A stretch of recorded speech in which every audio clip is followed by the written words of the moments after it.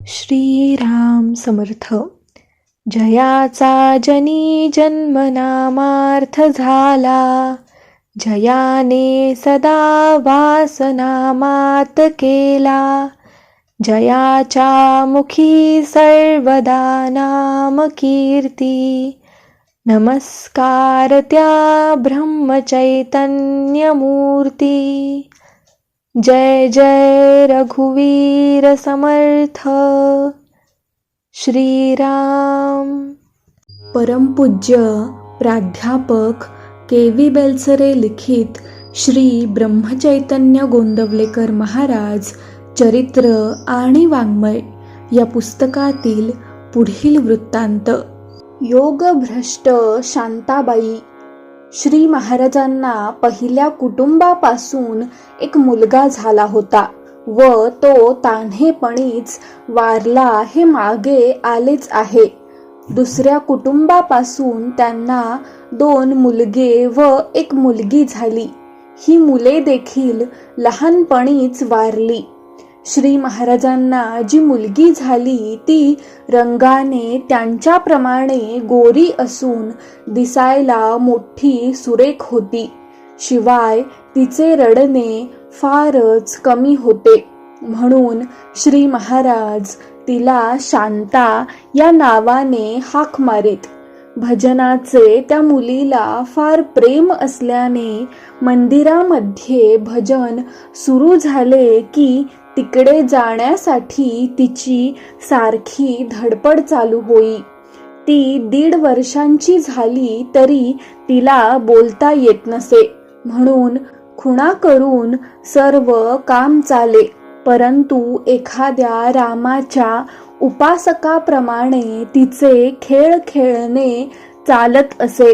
रोज न चुकता श्री महाराजांच्या हातून रामाचे तीर्थ आणि त्यांच्या पानातले 4 घास खाल्ल्या वाचून शांती कधी राहिली नाही.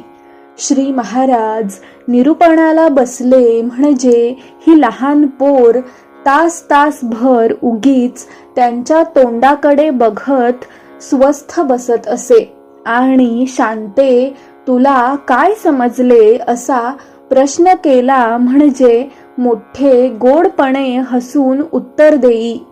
एकदा शांतीच्या मावशीने तिला कडेवर घेऊन तुळशी वृंदावनाजवळ नेले. त्यावेळी दुसरी एक बाई तुळशीला प्रदक्षिणा घालीत होती. प्रदक्षिणा संपल्यावर तिने आपल्या गळ्यांतील पुतळ्यांची माळ कौतुकाने शांतीच्या गळ्यामध्ये घातली. इतक्यात श्री महाराज पण सहज तेथे आले. ते म्हणाले, शांते, तुझ्या गळ्यातली माळ मला दे. हे ऐकून शांतीने लगेच माळेला हिसका दिला आणि ती काढावी अशी खूण केली. मावशीने माळ काढून पोरीच्या हातात दिली. तिने तशीच ती श्री महाराजांच्या हातामध्ये दिली. तेव्हा श्री महाराज तिला म्हणाले, तुला ही माळ नको का? त्यावेळी केवळ 1.5 वर्षांच्या त्या मुलीने जवळच असलेल्या तुळशीचे एक पान तोडले आणि श्री महाराजांच्या हातामध्ये असलेल्या माळेवर ते ठेवून दिले. हे पाहून श्री महाराज तिला म्हणाले, शांते, भाग्याने लाभलेली संगती तुझे कल्याण करील. पुढे 6 महिन्यांनी ती मुलगी कालवश झाली. तिला पोचवून आल्यावर श्री महाराज बोलले, कोणाच्या पोटी कोण जन्म घेतो हे सामान्य माणसांना कळणे शक्य नसते. फक्त सत्पुरुषांनाच ते कळते. पुष्कळ वेळा चांगले अधिकारी जीव एखाद्या लहानशा वासनेमुळे अडकून पडतात. मग ते अध्यात्मदृष्ट्या चांगल्या कुळामध्ये जन्मास येतात. तेथे त्यांची ती वासना तृप्त व्हायला फारसा वेळ लागत नाही, म्हणून लहानपणीच ते जग सोडून जातात. त्यांच्या मृत्यूचे दुःख करणे बरोबर नाही. वासनेशी झगडणे हे शूराशी वैर करण्यासारखे आहे. ती केव्हा आपला घात करील याचा नेम नसतो. त्यासाठी सामान्य माणसानं भगवंताला शरण जाऊन त्याच्या नामाचा आधार घट्ट धरावा, म्हणजे वासनेचे आपोआप तळपट होऊन जाते. मला देवाकडूनच नाम पाहिजे. काळे या नावाचे एक सरकारी अधिकारी होते. नोकरीच्या कामासाठी फिरत असता ते गोंदवल्यावरून जात. श्री महाराजांच्या विषयी त्यांनी बरेच लोकांकडून ऐकले होते. त्यांच्या कुटुंबाला संधिवातासारखा काही रोग झाल्यामुळे पाय आखडून जाऊन बाई पंगू व परावलंबी झाली होती. सांपत्तिक स्थिती बऱ्यापैकी असल्याकारणाने पुष्कळ औषध पाणी केले, पण गुण काही येईना. म्हणून एकदा काळे सहकुटुंब श्री महाराजांच्या दर्शनाला आले.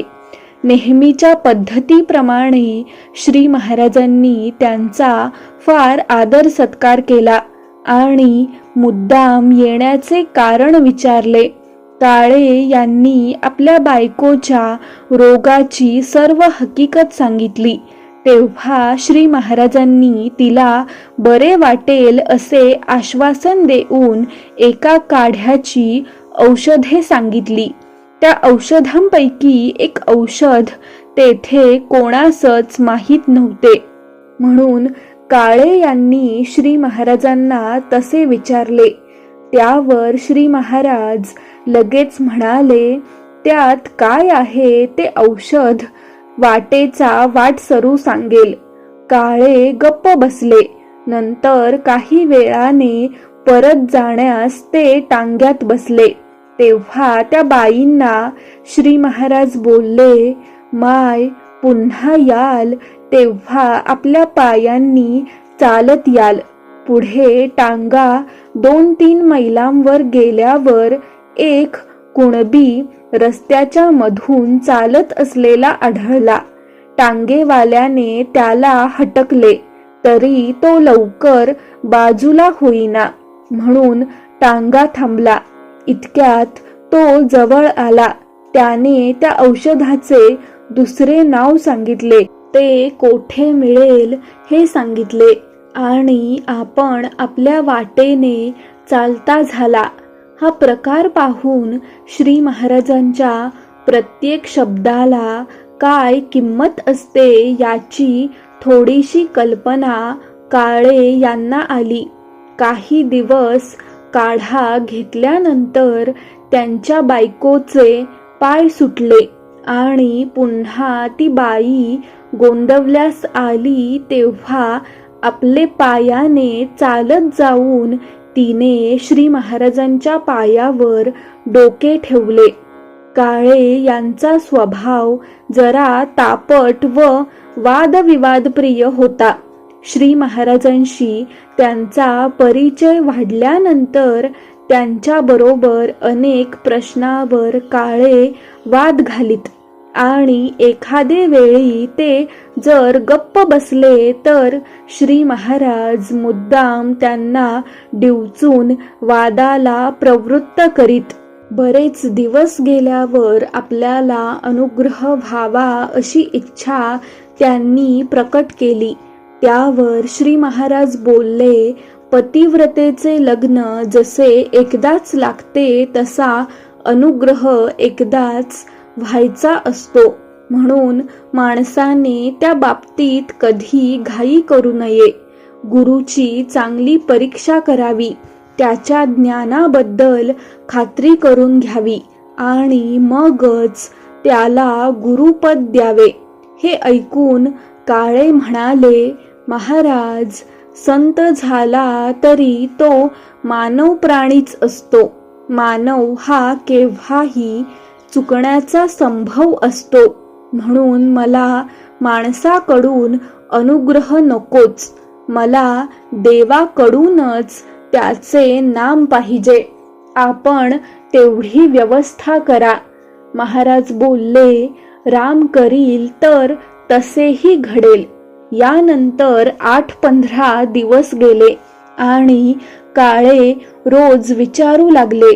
तेव्हा एक दिवस श्री महाराजांनी त्यांना स्नान करून येण्यास सांगितले. स्नान करून आल्यावर त्यांनी रामाची यथासांग पूजा केली. पूजेच्या शेवटी, रामा तुझे नाम तूच मला दे, अशी रामाची प्रार्थना त्यांच्याकडून करवून घेतली. श्री महाराजांनी एका कागदावर श्रीराम जय राम जय जय राम असा मंत्र लिहून तो कागद मारुतीच्या तोंडाला चिकटविला आणि पाया पडून आपला उजवा कान त्याच्या तोंडाला लावा असे काळे यांना सांगितले. त्यांनी मारुतीच्या तोंडाला आपला कान लावला. तेव्हा पहिली श्रीराम अशी अक्षरे स्पष्ट ऐकू आली आणि तितक्यात बाहेर काही गडबड झाल्यामुळे मंत्राच्या पुढच्या भागाचे कुजबुजणे तेवढेच ऐकू आले. देवाचे नाम त्याच्याकडून आपल्याला मिळाले असे समाधान त्यांना वाटले.